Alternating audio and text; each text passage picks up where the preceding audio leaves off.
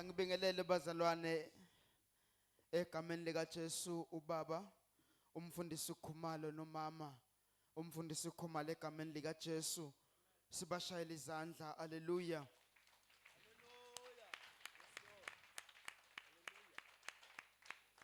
Amen ngibingelele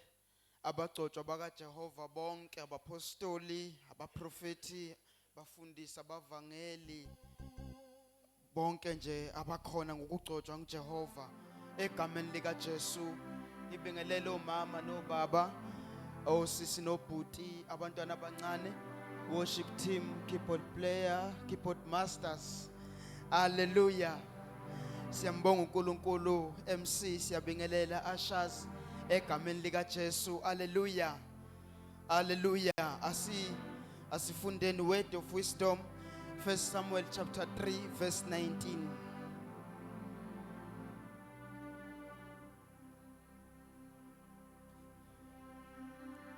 verse 19 to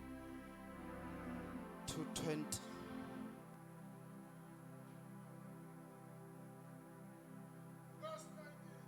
Jesus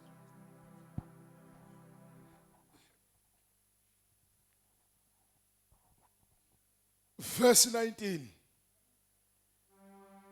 uSamueli wakhula uJehova wayenaye akawisanga phansi nelilodwa lamazwi akhe 20 wonke uIsrayeli kusukela kaDani kuze kube seBhelisheba wazi ukuthi uSamueli uqinisiwe ukuba abe ngumprofeti kaJehova Jesus Christ uSamueli wakhula uJehova wayenaye uSamueli indoda eyazalwa ngowesifazane wayingabathola abantwana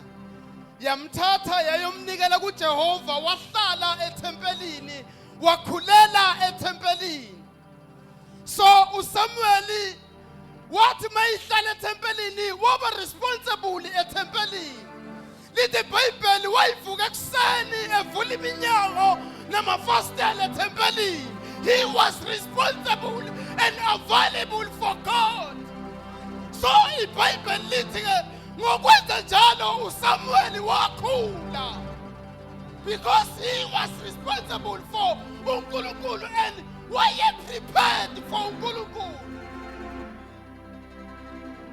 waye ready he was ready ukusebenzela uNkulunkulu njengokunikela kwakhe ethempelini ehlala ethempelini yebo so iBhayibheli iveza ukuthi ke ngaleyo ndlela uJehova wayitholela umprofeti because he was available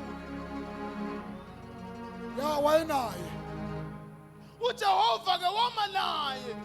ngizoshintsha yodwa ngoba isikhathi sami sifishane ngizothi mina ngiyabona ukuthi inhliziyo yakho iyafisa ukuhlala nabadumisayo iyafisa ukuma nabashumayelayo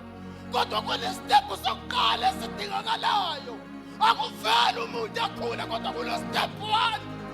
be responsible endlini kaNkulunkulu ungahlali be responsible uNkulunkulu uzoba nawe akukhulisa uzofika kodwa kune step 1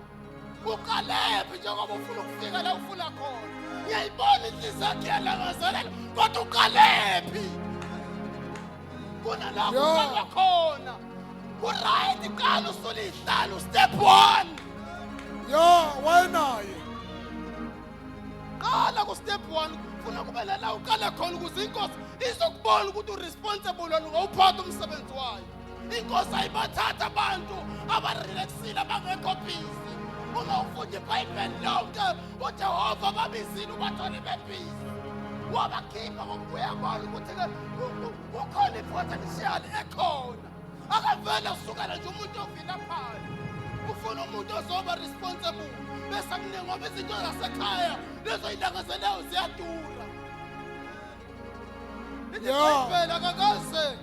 awisa nelilodwa lamazwi ayewezwa Jehova wayenaye. uJehova wama naye. Be responsible. Khonza uJehova be on the right position. uJehova uzoma nawe akukhulise akuse la ufisa khona. Qala ku step 1. Be responsible.